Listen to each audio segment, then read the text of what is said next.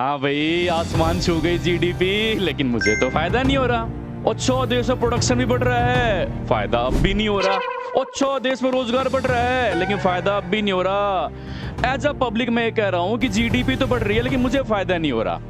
Normally बेटे ऐसे देखने को मिलता है कि जब भी जीडीपी बढ़ती है ना, तो उसका सीधा सा ये मतलब हुआ कि देश में प्रोडक्शन बढ़ रही है, गुड्स की और सर्विसेज की, वो ज्यादा प्रोड्यूस की जा रही है।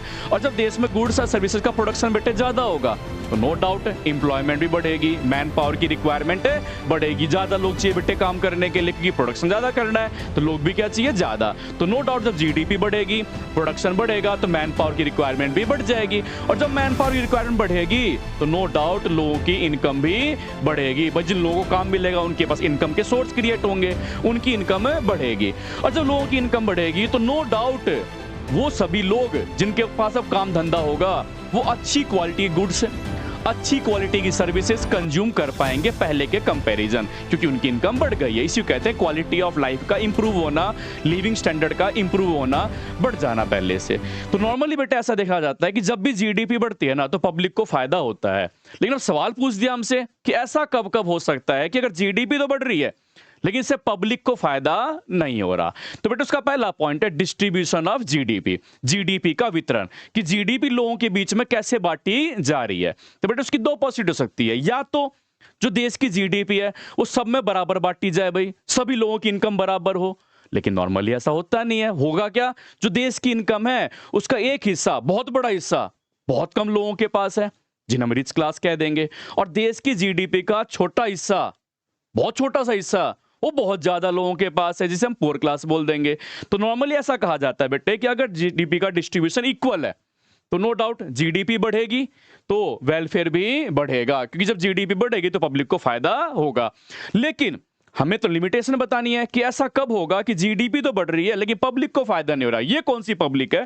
तो बेटा ऐसा कहा गया कि अनइक्वल डिस्ट्रीब्यूशन के केस में क्या होगा, अगर जीडीपी बढ़ रही है ना, तो इससे रिच को तो बेनिफिट मिलेगा, रिच का तो वेलफेयर बढ़ेगा, लेकिन पुअर क्लास का वेलफेयर नहीं बढ़ेगा। इसको एक छोटे से एग्जाम्पल समझाते हैं, चलो।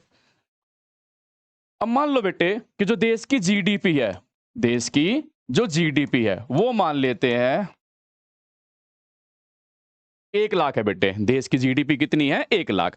और मान लेते हैं जो देश की टोटल पॉपुलेशन है वो है कितनी? 100। अब मैं यहां से अगर एक व्यक्ति की इनकम निकाल लूं, एक व्यक्ति की अगर इनकम निकाल लूं, तो बेटे एक व्यक्ति की इनकम कितनी आ गई? यहां से 1000 रुपए आ गई। कितनी आ गई? 1000 रुपए। तो पहला केस हम समझ रहे हैं इक्वल डिस्ट्रीब्यूशन का, कि अगर देश की इनकम सब में बराबर बांटी जाए तो इससे क्या होगा, एक व्यक्ति कितना कमा रहा है बेटे? यहाँ पे 1000 रुपए कमा रहा है एक व्यक्ति।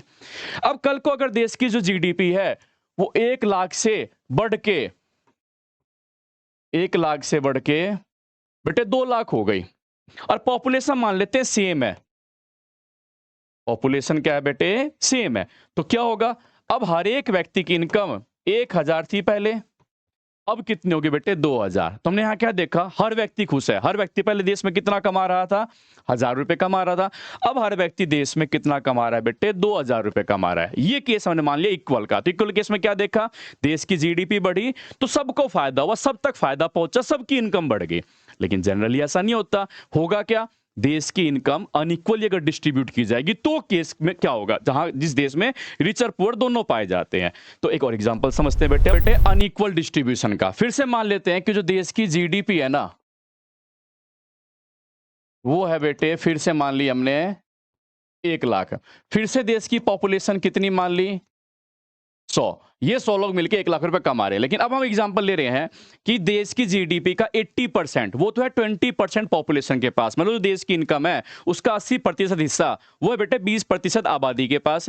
और देश की जीडीपी का 20% छोटा सा हिस्सा वो है 80% आबादी के पास, 80% पॉपुलेशन के पास। तो अब डिस्ट्रीब्यूशन देखते हैं कि एक बंदा कितना कमा रहा है। तो फिर से देश की इनकम कितनी मान रखी है आपने? 1 लाख मान रखी है। और इसका अगर मैं 80% कैलकुलेट करूं और 20% कैलकुलेट करूं, तो 1 लाख का 80% बेटे वो कितना आ जाएगा? 80,000।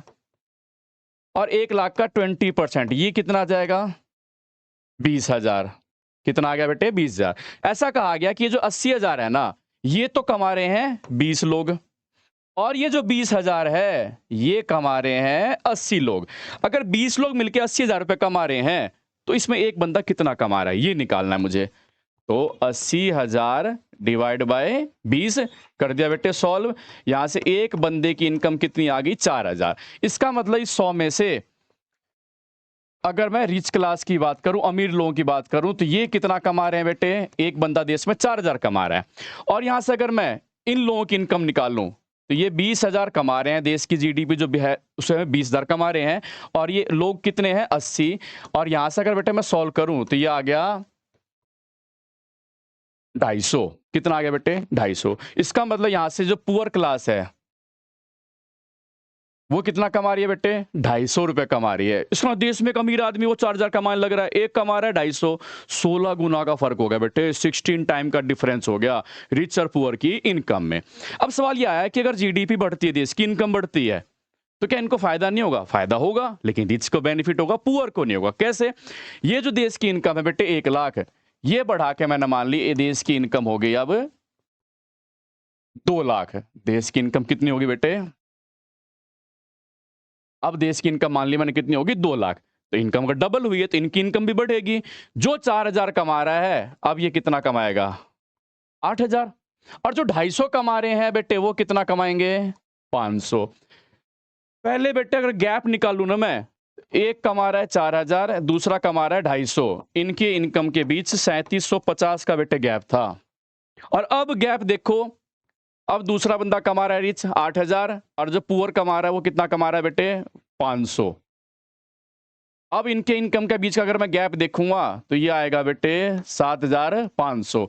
बताओ बेटे इनकम का गैप बढ़ा कि नहीं बढ़ा? तो इसलिए कहा गया कि जीडीपी बढ़ी है ना, तो जीडीपी के बढ़ने से फायदा ज्यादा किसको मिला, रिच को मिला, और कम फायदा किसको हुआ बेटे, पुअर को हुआ। इसलिए कहा जाता है कि जब भी देश की जीडीपी बढ़ती है ना तो उसे बेनिफिट किसको मिलेगा, रिच को, और पुअर को बेनिफिट नहीं मिलेगा। क्यों? क्योंकि देश में इनकम का डिस्ट्रीब्यूशन, जीडीपी का डिस्ट्रीब्यूशन वो क्या है, अनइक्वल है।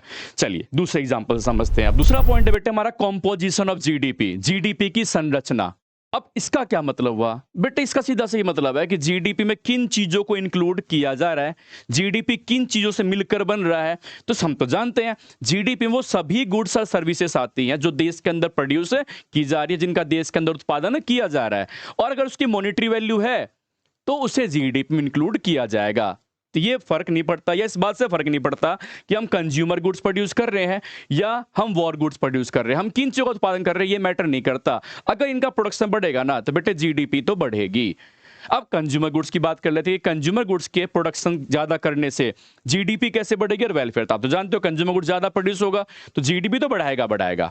और वेलफेयर कैसे बढ़ेगा बेटे, जब कंज्यूमर गुड्स का प्रोडक्शन बढ़ेगा ना मार्केट में, जिसका मतलब मल्टीपल फर्म्स आएंगी, सब चाहेंगे हम ज्यादा बेचें, और सब ज्यादा बेचने कर में क्या करेंगी, अपनी गुड्स की क्वालिटी को बढ़ा देंगे, इंप्रूव कर देंगे, ताकि हमारे पास कस्टमर्स क्वालिटी को देखकर अट्रैक्ट हो। और कस्टमर सिर्फ क्वालिटी तो नहीं देखेगा बेटे, कस्टमर क्वालिटी के साथ साथ प्राइस भी कंपेयर करेगा, और जब कस्टमर ही देखेगा अच्छी क्वालिटी प्रोडक्ट, यार ये लो प्राइस पे दे रहा है, तो वो उससे खरीदेगा। तो इससे हर सेलर क्या करेगा, अपना मार्केट शेयर बढ़ाने के लिए, अपने नंबर ऑफ कंज्यूमर्स बढ़ाने के लिए, हर एक दुकान वाला क्या करेगा, अच्छी से अच्छी क्वालिटी की चीजें लो से लो प्राइस पे अवेलेबल करा देगा, जिससे पब्लिक को फायदा हुआ कि नहीं हुआ। तो इसलिए कहा गया बेटे कंज्यूमर गुड्स का अगर प्रोडक्शन बढ़ेगा ना तो जीडीपी तो बढ़ेगी, साथ साथ पब्लिक को फायदा भी होगा। अब बात करते हैं वॉर गुड्स। वॉर गुड्स बेटे आपने पबजी तो सबने खेली होगी, है ना, फ्री फायर ये भी खेल रहा होगा, आपने गेम खेल होंगे, तो वहां पे देखा होगा M416, core 98, M24, pistol, grenade, ये सब बेटे जो वॉर में इस्तेमाल किए जाते हैं, जो युद्ध में चीजें इस्तेमाल की जाती है, अगर इनका प्रोडक्शन बढ़ेगा ना तो बेटे मिर्जापुर बन जाएंगे हम, हमारा जो एरिया है ना वो मिर्जापुर कहलाएगा, गैंग्सो वासेपुर कहलाएगा, ये सब चीजें कहलाएंगे। मतलब कहने का कि अगर इन चीजों का प्रोडक्शन बढ़ेगा ना तो बेटे इन चीजों की अवेलेबिलिटी सबके पास होगी, सब कट्टा लेके, सब गन लेके घूमेंगे, सब ग्रेनेड लेके घूमेंगे हाथ में। इससे क्या होगा, पहले टाइम पे जो बेटे लड़ाई हुआ करती, झगड़े हुआ करते, थप्पड़ लात गुस्से, इनसे बात समझ जाया करती है ना। लेकिन अब क्या होगा, जब हर कोई बंदा गन लेके घूमेगा तो वो गन पॉइंट पे ही बात करेगा बेटे, लात गुस्से की तो बात, थप्पड़ उप्पड़ तो खत्म हो जाएंगे, सब गन से बात करेंगे। और जब गन से बात करेंगे तो बात खत्म ही, दूसरी बात तो बात ही नहीं होगी, एक बार में बात खत्म, मैटर ही खत्म हो जाएगा। तो इसलिए कहा गया बेटा अगर इन चीजों का प्रोडक्शन बढ़ेगा तो ये जीडीपी को तो बढ़ाएंगी, लेकिन इनकी पब्लिक के पास अवेलेबिलिटी बढ़ जाएगी, और अगर पब्लिक के पास अवेलेबिलिटी बढ़ गई ना, पब्लिक के अगर पास ये चीजें होंगी तो इकोनॉमी में पीस नहीं रहेगा, शांति नहीं रहेगी, बहुत ज्यादा मतलब बहुत टफ सिचुएशन बेटा क्या हो जाएगी, क्रिएट हो जाएगी, जो इकोनॉमी, गवर्नमेंट, पुलिस इन सब से कंट्रोल में नहीं आएगी। तो इसलिए कहा जाता है इनका अगर प्रोडक्शन बढ़ेगा ना तो जीडीपी तो बढ़ेगी बढ़ेगी, लेकिन पब्लिक को फायदा नहीं होगा, पब्लिक सुकून से नहीं रह पाएगी, शांति से नहीं रह पाएगी। इसलिए कहा जाता है इनके जीडीपी के बढ़ने से वेलफेयर बढ़ेगा नहीं, वेलफेयर क्या हो जाएगा, गिर जाएगा। अगला केस भाई, तीसरा केस है बेटा नॉन मॉनिटरी एक्सचेंज। हम सब ने पढ़ रखा है बार्टर सिस्टम के बारे में, वस्तु विनिमय प्रणाली के बारे में, जहां पहले क्या हुआ करता बेटे, गुड्स के बदले गुड्स एक्सचेंज किए जाते थे। अब हुआ क्या भाई, जो मुझे चाहिए वो आपके पास होना चाहिए, और जो आपको चाहिए वो मेरे पास होना चाहिए, तब तो हमारे बीच एक्सचेंज होगा। लेकिन जो बेटा मुझे चाहिए ना वो अगर आपके पास नहीं मिला तो फिर मैं आपसे एक्सचेंज नहीं करूंगा, मैं किसी और के पास चला जाऊंगा, है ना। तो कहने का मतलब क्या हुआ, पहले टाइम पे क्या हुआ करता बेटा, करेंसी तो होती नहीं थी, पैसा होता नहीं था, और जब पैसा नहीं होता था तो लोग गुड्स के बदले गुड्स एक्सचेंज करते थे। मान लो मेरे पास कपड़े हैं और आपके पास अनाज है, तो और मुझे क्या चाहिए, अनाज चाहिए, और आपको क्या चाहिए, कपड़े चाहिए, तो मैं अपने कपड़े दे दूंगा आपको, और अपने नहीं मतलब जो स्टॉक में पड़ा हुआ है वो कपड़े आपको दे दूंगा, और आपसे आपका अनाज ले लूंगा। तो ऐसे बेटे पहले टाइम पे एक्सचेंज हुआ करता था। अब जब ऐसे एक्सचेंज होगा, कपड़ों के बदले अनाज का एक्सचेंज हो रहा है, मुर्गियों का एक्सचेंज हो रहा है, एनिमल्स का एक्सचेंज हो रहा है बेटा, इन सब चीजों का अगर एक्सचेंज होगा तो क्या ये हमें पता लगा कि मैंने कपड़े कितने रुपए के बेचे, आपने अपने अनाज कितने रुपए के बेची है, तो हमें बेटे पता ही नहीं लगा। तो जब पता ही नहीं लगा, इनकी मॉनेटरी वैल्यू है ही नहीं, तो क्या ये जीडीपी में आएंगी, नहीं आएंगी। लेकिन हम दोनों को फायदा हुआ कि नहीं हुआ, हम दोनों को तो फायदा हो गया। जो मुझे चाहिए था वो आपके पास था, जो आपको चाहिए था वो मेरे पास था, हम दोनों की वांट्स क्या होगी, सेटिस्फाई होगी। लेकिन क्या ये ट्रांजैक्शन जीडीपी में रिकॉर्ड की गई, क्योंकि जीडीपी तो ये कहता है वो सभी गुड्स और सर्विसेज जो देश के अंदर प्रोड्यूस की जा रही है, प्रोड्यूस तो हुई, अनाज का भी प्रोडक्शन हुआ, कपड़े का भी प्रोडक्शन हुआ, लेकिन उनकी क्या मॉनेटरी वैल्यू है। तो बेटे लैक ऑफ मॉनेटरी वैल्यू की वजह से, मौद्रिक मूल्य के अभाव के कारण इन चीजों की ट्रांजैक्शन जीडीपी में रिकॉर्ड नहीं की जाती। तो जीडीपी में आया ही नहीं, जीडीपी बढ़ा ही नहीं, और जो जीडीपी बढ़ा ही नहीं लेकिन वेलफेयर तो हो रहा है। हम तो बात यही कर रहे हैं ना कि कब ऐसा होगा कि जीडीपी बढ़ रही हो, पब्लिक को फायदा ना हो रहा हो, पब्लिक को फायदा हो रहा हो, जीडीपी ना बढ़ रही हो, इसी को तो लिमिटेशन कहेंगे ना। अगला पॉइंट देखो बेटे, अगला पॉइंट है आपका एक्सटर्नलिटीज। अब ये क्या होती है बेटे, एक्सटर्नलिटीज का ना सिंपल सा मतलब समझ लेना, दो लोग किसी एक्टिविटी में इन्वॉल्व हैं और उसका इंपैक्ट थर्ड पर्सन पे पड़ रहा है जो उस एक्टिविटी में इन्वॉल्व नहीं है। तो थर्ड पर्सन पे जो ये इंपैक्ट पड़ रहा है ना, जो इंपैक्ट बाहर से पड़ा कि वो तो इन्वॉल्व था ही नहीं, इसी को एक्सटर्नलिटीज कहते हैं। अब एक्सटर्नलिटीज दो तरीके की होती है बेटे, एक पॉजिटिव और एक नेगेटिव। इसका मतलब जो तीसरा बंदा है ना, उस तीसरे बंदे के ऊपर बेटे या तो इंपैक्ट पड़ेगा पॉजिटिव या इंपैक्ट पड़ेगा नेगेटिव। पॉजिटिव इंपैक्ट पड़ रहा है उसे कहते हैं बेटे पॉजिटिव एक्सटर्नलिटीज, और नेगेटिव इंपैक्ट पड़ रहा है उसे कहेंगे नेगेटिव एक्सटर्नलिटीज। अब इसको एग्जांपल समझाता हूं मैं। मान लेते हैं कि आप किसी दुकान पर चले गए, भाई मैं नहीं गया, आप गए बेटे किसी दुकान पे, और आपने दुकान वाले को जाके बोला कि भाई एक सिगरेट दे दो, उसने सिगरेट भी दे दी आपको। तो यहां पर दो लोग हो गए, पहले तो एक जो सिगरेट बाय कर रहा है, दूसरा दुकान वाला जो सिगरेट है बेच रहा है। इन दोनों के बीच एक्टिविटी क्या हुई, ये एक्सचेंज कर रहे हैं बेटे आपस में। एक्सचेंज का मतलब एक सिगरेट परचेज कर रहा है, दूसरा सिगरेट को सेल कर रहा है, तो इसका इन दोनों के बीच एक्सचेंज हो गया बेटे। एक ने बाय करा और दूसरे ने सेल करा, तीन दोनों के बीच की एक्टिविटी हो गई। अब भाई साहब ने क्या करा, भाई उन भाई साहब ने सिगरेट खरीदी, वो वहीं साइड में खड़े होकर सिगरेट पी रहे हैं भाई। अब इससे क्या होगा, वहां पे बेटे मान लो 2 4 5 10 आदमी खड़े हैं जिन्हें बस पकड़नी है, अपनी रिक्शा लेनी है, कहीं जाना है, वो एक पॉइंट है, वहां खड़े हैं वो। अब वो जो अंदर सिगरेट फूंक रहा है वहां से धुआं तो निकलेगा बेटे, और वो धुआं, वो जो 4 5 10 आदमी जो भी लोग वहां खड़े हैं, वो धुआं उनके अंदर भी जा रहा है बेटे। वो सांस तो ले रहे हैं वहां खड़े हो, ऐसे नहीं नाक बंद करके खड़े होंगे, सांस तो ले रहे हैं वो। जब वो सांस लेंगे तो धुआं उनके अंदर भी जाएगा।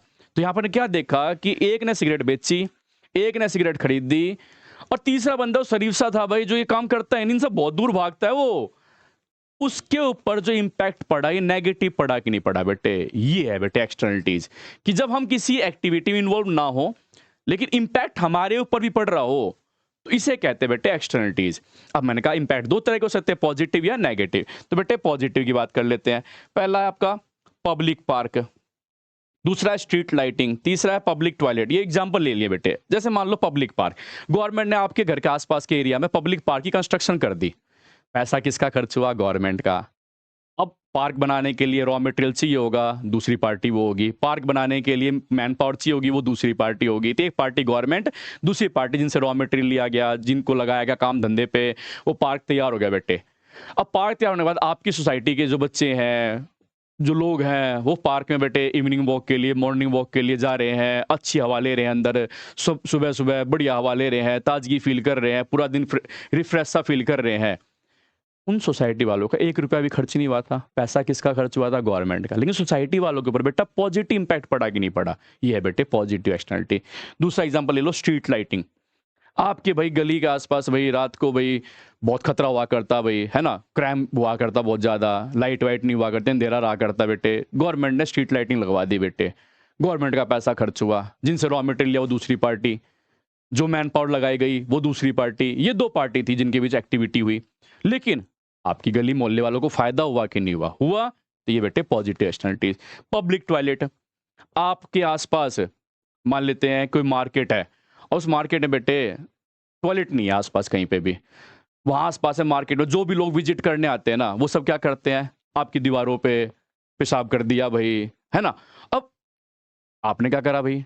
आपने पेंट वेंट करवा दिया, वहां पे वहां लिखवा दिया बकायदा पेशाब करना मना है, पकड़े जाने पे 5,000 का जुर्माना, 10,000 जुर्माना ही ठुकवा दिया।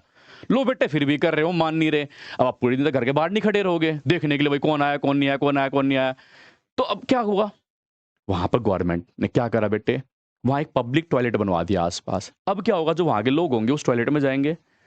इससे आपको फायदा हुआ कि नहीं हुआ? अब आपकी दीवारें गंदी नहीं होगी, नहीं होगी। ये भी क्या बेटे पॉजिटिव एक्सटर्नलिटी, क्योंकि पैसा किसका खर्च हो रहा है? गवर्नमेंट का, है ना, या उन मार्केट वालों ने पैसा खर्च कर दिया।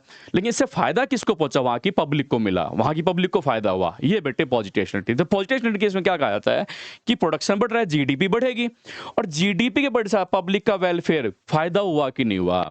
अब आ जाओ बेटे नेगेटिव एक्सटर्नलिटी पे। स्मोकिंग का एग्जांपल दे ही दिया मैंने आपको, धूम्रपान का। अल्कोहल का ले लो बेटे एग्जांपल। जब लोग एक्सेस कंज्यूम कर लेते हैं, बहुत ज्यादा मात्रा में दारू पी लेते हैं, तो इससे क्या होगा? घर जाके हंगामा करेंगे, पड़ोसियों को परेशान करेंगे, आस पड़ोस को परेशान करेंगे, है ना, ये चीजें होंगी। अब एक ने तो अल्कोहल बेची, ठेके वाले भाई, दूसरा जिसको कंज्यूम करनी उसने खरीद दी। बेटा एक्सचेंज इन दोनों के बीच हुआ, लेकिन इंपैक्ट उसके घर वालों को फेस करना पड़ रहा है, उसके आस पड़ोस के लोगों को फेस करना पड़ रहा है। ये क्या है? लोग परेशान हो रहे हैं कि नहीं हो रहे हैं? कोई फायदा हुआ नहीं हुआ? ये बेटे नेगेटिव एक्सटर्नलिटीज। इंडस्ट्री, गवर्नमेंट ने इंडस्ट्री लगा दी भाई, हमने अपनी फर्म शुरू करी, हमने इंडस्ट्री लगा दी। अब इंडस्ट्री मैंने लगाई, एक पार्टी में हो गया, दूसरी पार्टी जो इंडस्ट्री में काम करेंगी, वो लोग जो काम करेंगे उन्हें जॉब मिल गई भाई। ये 2 पार्टी हुई, एक जो इंडस्ट्री लगा रहा है, दूसरा जिसको जॉब है मिल रही है। लेकिन जहां इंडस्ट्री लगेगी वहां से बेटे नॉइज क्रिएट होगा, नॉइज पोल्यूशन बढ़ेगा, वहां से बेटे स्मोक क्रिएट होगा, एयर पोल्यूशन बढ़ेगा।